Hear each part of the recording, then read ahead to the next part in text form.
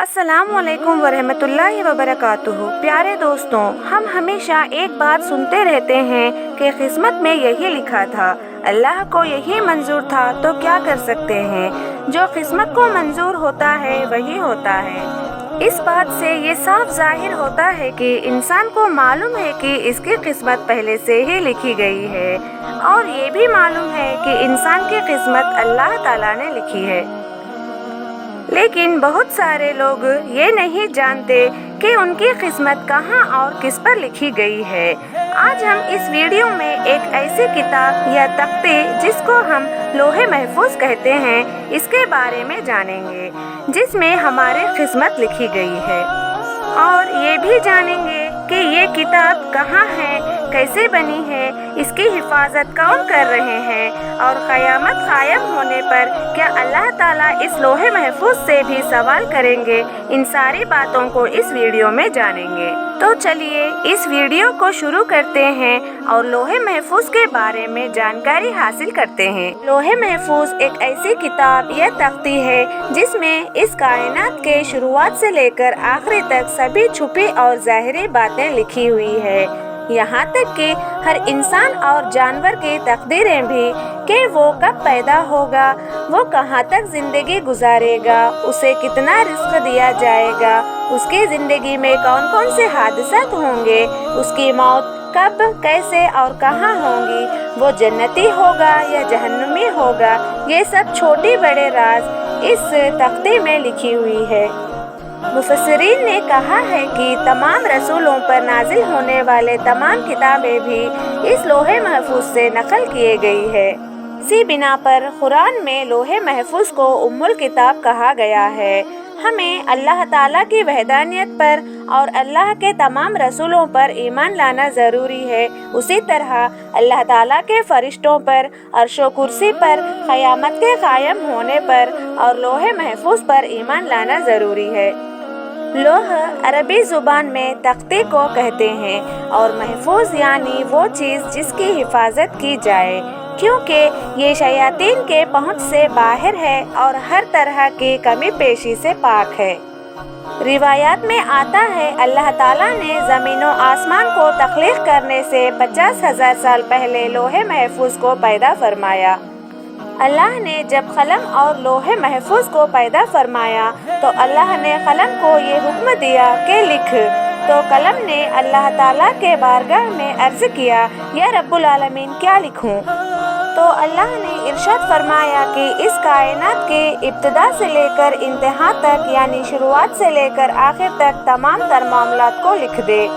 तो कलम ने अल्लाह के हुक्म के मुताबिक लोहे महफूज में तमाम तर मामलात, जो कुछ होने वाला है, सब कुछ लिख दिया।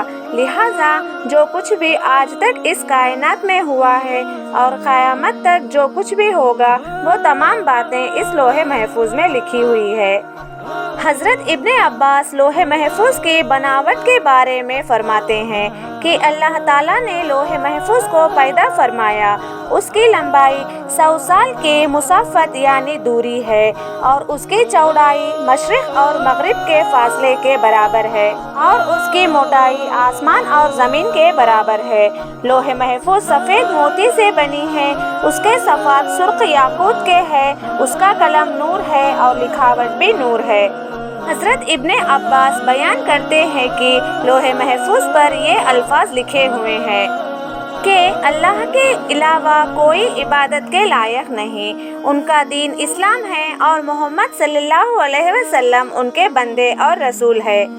लिहाजा जो भी अल्लाह पर ईमान लाएगा और उनके वादे को सच्चा जानेगा और उनके रसूलों की इबादत करेगा तो अल्लाह ताला उसे जन्नत में दाखिल करेगा।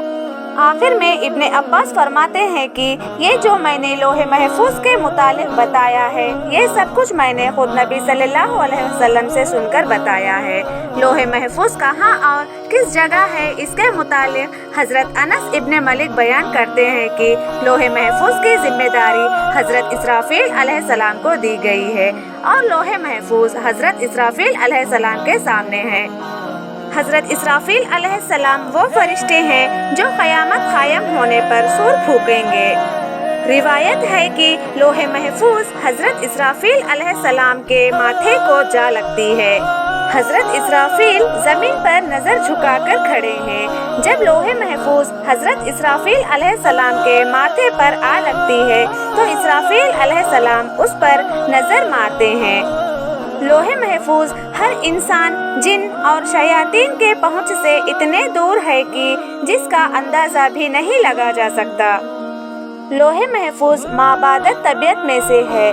लोहे महफूज के वर्ग, लिखाई, अल्फाज और कलम कैसे है, ये इंसानी अक्ल से ऊपर की बात है। अब सवाल ये उठता है कि लोहे महफूज में मौजूद तकदीर और उमूर का कायनात में किस तरह नुज़ूल होता है।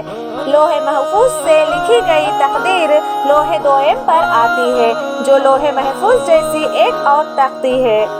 लोहे दोयम से ये तकदीरें अलग अलग इनफरादी तौर पर तमाम जानदार तक पहुँचाए जाते हैं, लेकिन अब इस तकदीरों में इंसानी इरादे भी शामिल होते हैं। यानी अगर लोहे महफूज में ये लिखा है कि किसी आदमी को एक काम करना है, लिहाजा ये काम इंसानी जहन पर बिल्कुल इसी तरह वारिद होता है। अब इंसान इसमें अपना ज़ाती इरादा शामिल करता है और वो इस काम को सरअंजाम देता है। यानी हर काम और उमूर में इंसान को नीयत और इरादा करने का मुकम्मल इख्तियार है। इससे ये बात साबित हो जाती है कि जो हम गुनाह या बुरे काम करते हैं वो इसीलिए है कि सब कुछ लोहे महफूज में लिखा हुआ है, लेकिन बरहक नेकी और बुराई करना हमारा अपना फैसला होता है, जिस पर अल्लाह ताला हमें सजा या जजा देंगे। मुख्तसर ये है कि हमारा फैसला लोहे महफूज में नहीं लिखा है, बल्कि अल्लाह के इल्म में था कि फला आदमी फला नेकी या गुनाह करेगा, इसीलिए उसे लोहे महफूज में लिख दिया गया है। क़यामत के दिन लोहे महफूज का हिसाब किताब सबसे पहले होगा। क़यामत के दिन जब अल्लाह ताला लोहे महफूज को हिसाब किताब के लिए बुलाएगा तो वो काम रही होगी। अल्लाह ताला लोहे महफूज से फरमाएगा, क्या तूने मेरा हुक्म पहुंचा दिया था? तो लोहे महफूज अल्लाह ताला के बारगाह में अर्ज करेगी, हाँ बिल्कुल रब्बुल आलमीन। अल्लाह फरमाएगा, तेरे हक में कोई है जो गवाही देगा? तो वो अल्लाह ताला की बारगाह में हजरत इसराफील अलैहिस्सलाम का नाम अर्ज करेगी। इसके बाद हजरत इसराफील अलैहिस्सलाम को गवाही के लिए बुलाया जाएगा। हजरत इसराफील अलैहिस्सलाम अल्लाह से डर रहे होंगे। उनसे रब्बे कायनात का सवाल होगा, क्या लौहे महफूज ने तुमको मेरे सारे अहकामात पहुंचा दिए थे? तो हजरत इसराफील अलैहिस्सलाम अल्लाह ताला के बारगाह में अर्ज करेंगे, हाँ बिल्कुल या रब्बुल आलमीन। इसके बाद लोहे महफूज कहेगी, सब तरह की तारीफें उस अल्लाह के लिए है जिसने मुझे अजाब से निजात अता फरमाई। और फिर इसके बाद ऐसे ही हिसाब और किताब का सिलसिला कायम हो जाएगा। अब हमारे दिल में ये सवाल आएगा कि हमारी तकदीर में पहले से ही सब कुछ लिखा है, तो क्या उस तकदीर को बदला जा सकता है? क्या वाकई ही दुआएं तकदीर बदलने की ताकत रखते हैं? रिवायत में आता है कि तकदीर 3 किस्म की होती है। पहली तकदीर वो है जो आम इंसानों की दुआओं के जरिए अल्लाह बदल देता है, जो अल्लाह के नेक बंदे और अंबियाए इकराम के दुआओं के जरिए बदले जाते हैं। ये तकदीर की दूसरी किस्म है। ये तकदीर के 2 किस्मों को दुआओं के जरिए बदला जा सकता है, लेकिन तकदीर की तीसरी किस्म है जिसे बदला नहीं जा सकता, और वो लोहे महफूज पर तहरीर है। लोहे महफूज पर जो कुछ भी लिखा जा चुका है उसे जब तक अल्लाह न चाहे बदला नहीं जा सकता। इससे हमें मालूम होता है कि हमारी ज़िंदगी में दुआओं के कितनी बड़ी अहमियत है। इसीलिए हमें अपने और हमारे अपनों के लिए हमेशा दुआ करते रहना चाहिए। अल्लाह ताला हम सबको बीमारियों से हिफाजत फरमाए।